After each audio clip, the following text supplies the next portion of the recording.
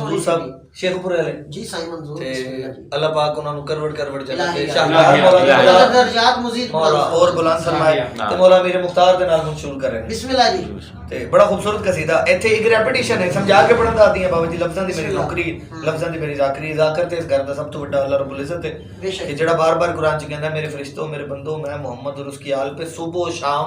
कसरत से दरूद भेजता हूं तुम भी भेजो खाली के ज़ाकिर इस घर दा असि ते नौकर आ इस घर दे बेशक। ते साईं होरी दा पढ़िया कसीदा ते उन्हां दी बुलंदी दे दर्जात वास्ते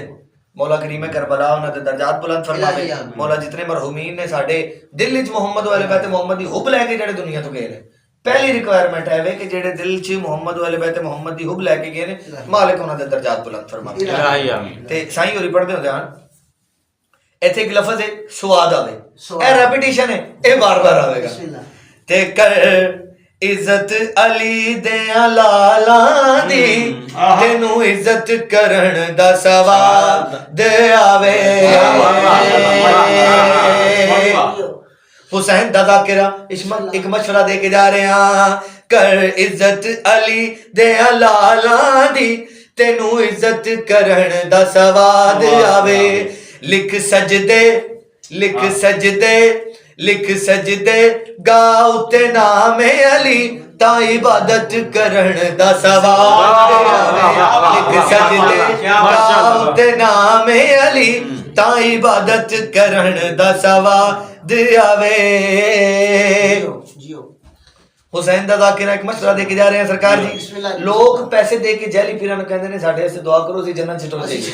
साईं होरे लिखदे ने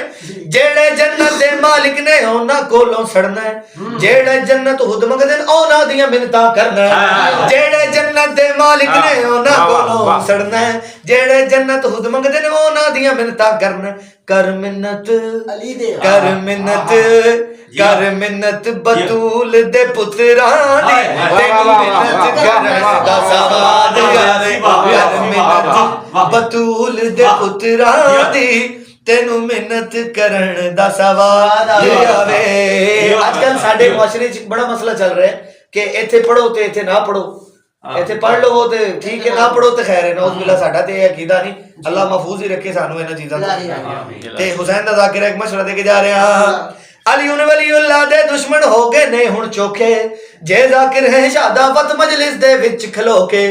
अली वलीउल्लाह दे दुश्मन हो गए ने हुण चोखे जे ज़ाकिर है शादावत मजलिस दे विच खलो के कर लानत अली दे दुश्मना ते तेनू लानत करन दा सवाद